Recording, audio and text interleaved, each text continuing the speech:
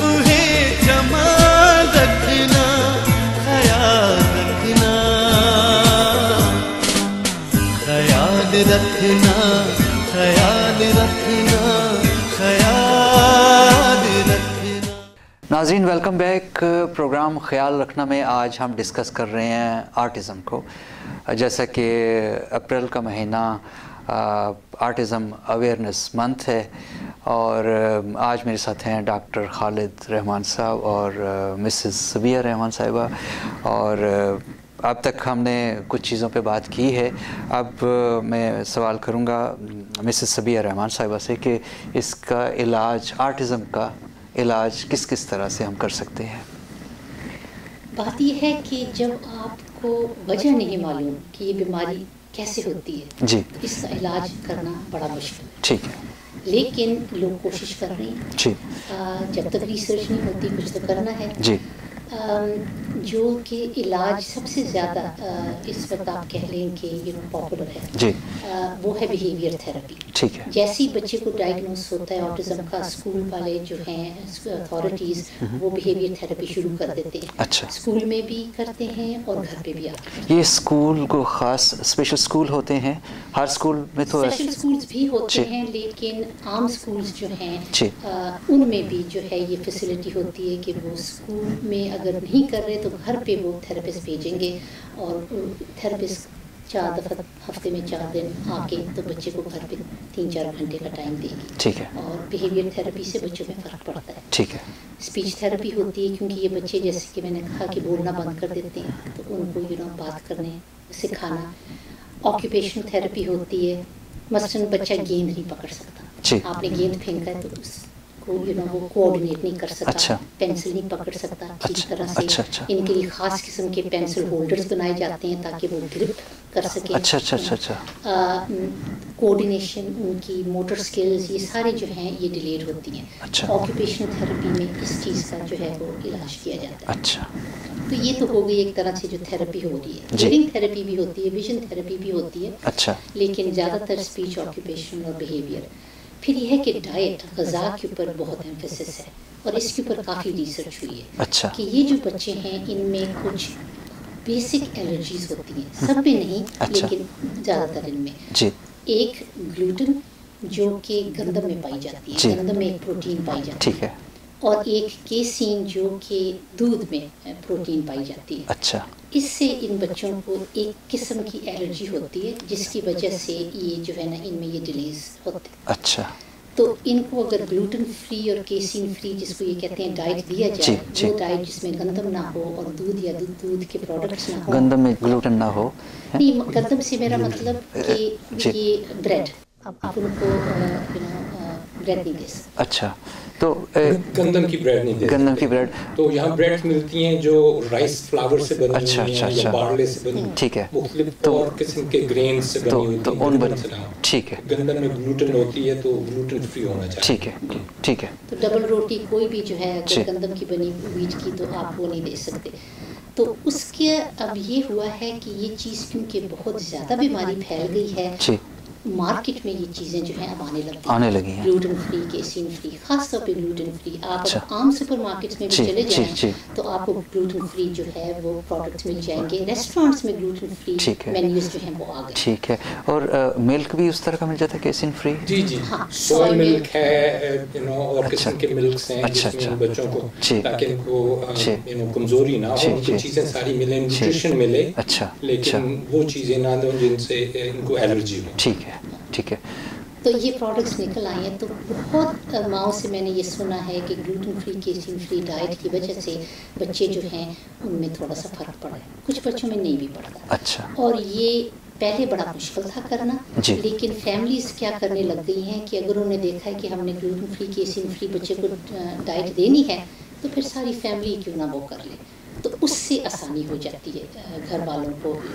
ख़ास 2 किस्म के खाने नहीं पकाने पड़ते। ठीक है।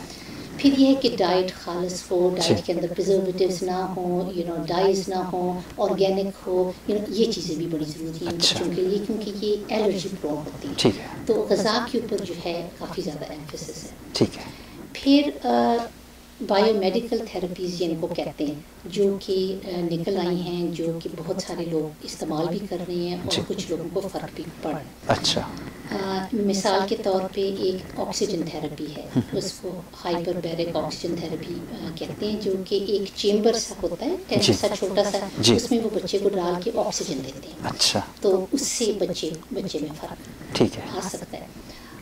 कीलेशन थेरेपी होती है, जिसमें कि वो जिस्म में से जितनी टॉक्सिन्स नुकसानदेह चीज़ें हैं वो खारिज कर दी जाती हैं। अच्छा, ये थेरेपी कम दी जाती है क्योंकि ये रिस्की है। अच्छा, ठीक है।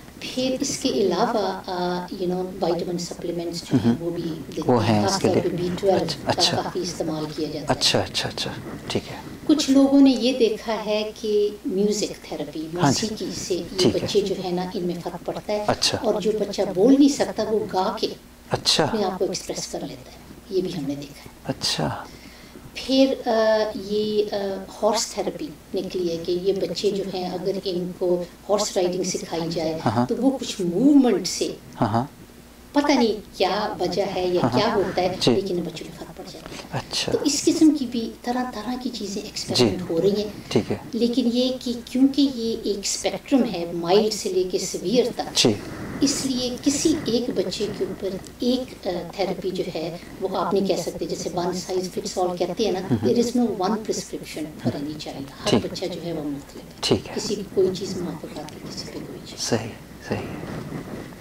लेकिन ये कहते हैं, जैसे कि खालिद ने अभी जिक्र किया है कि अर्ली इंटरवेंशन, जल्दी से जल्दी इलाज शुरू कर दिया जाए। जी, सही। डॉक्टर साहब ये बताइए कि जब ऑटिज़म डायग्नोज हो जाता है, उसकी तशख़ीस हो जाती है, तो वालिदैन को फिर और किन बातों का ख्याल रखना चाहिए ऐसे बच्चों के लिए?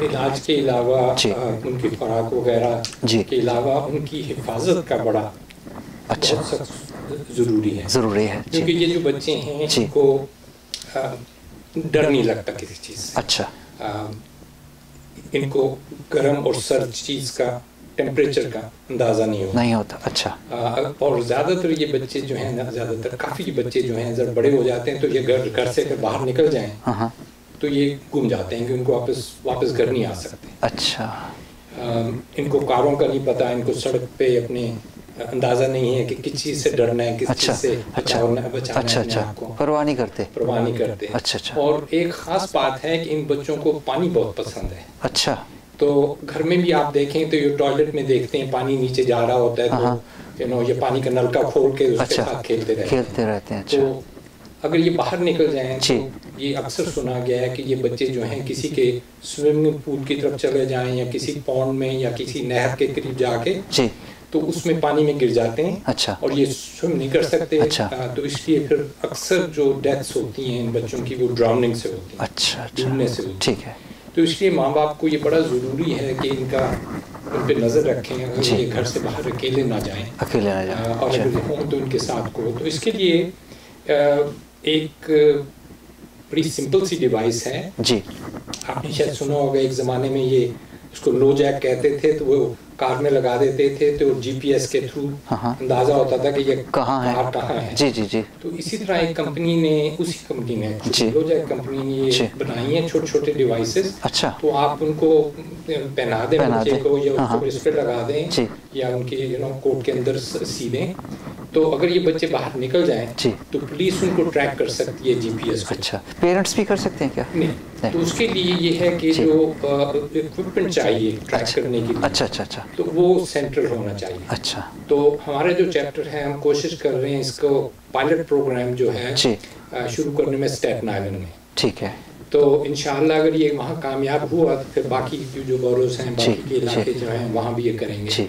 तो उसमें ये होगा कि हर बच्चा जो है ऑटिज्म वाला बच्चा, तो उनको पुलिस स्टेशन में जाकर रजिस्टर करा के, अच्छा, उनकी वो जो डिवाइस होगी उसकी फ्रीक्वेंसी वगैरह पुलिस को बता देंगे। पुलिस के डिपार्टमेंट में वहाँ ये इक्विपमेंट रख देंगे, हमारा चैप्टर खरीद के वहाँ रख देगा। ठीक है। अच्छा, आपकी बात चल रही है पेरेंट्स के पास उसका कंट्रोल नहीं हो सकता कि बजाय इसके कि पुलिस भी कर सकते हैं। अगर आप पेरेंट्स चाहें तो अपने ऐसी हैं छोटी छोटी डिवाइसेस, जी, आपके सेल फोन से या आईपैड से आप ट्रैक कर सकते हैं। जी, बिल्कुल। تو اس میں یہ تھا کہ یہ فرسٹ رسپونڈر جو ہوتے ہیں فائر ڈپارٹمنٹ اور پولیس ڈپارٹمنٹ ایٹ لیسٹ ہمارے نیو یارک میں یہاں، تو اگر آپ ان کے تھرو کریں تو یہ جو ہیں یہ ٹرینڈ ہیں. اچھا. تو اگر بچہ ڈوب رہا ہے یا بچہ کہیں ہے تو یہ جا کے وہاں سے اس کو ڈھونڈ کے تو لا سکتے ہیں. ٹھیک ہے. تو یہ بڑی ضروری بات ہے، خاص طور پہ یہ جو ڈراؤننگ ہے، ڈوبنا بچوں کے لیے، اس کو بچایا جا سکتا ہے اگر پیرنٹس اس پہ نظر رکھیں. ٹھیک ہے.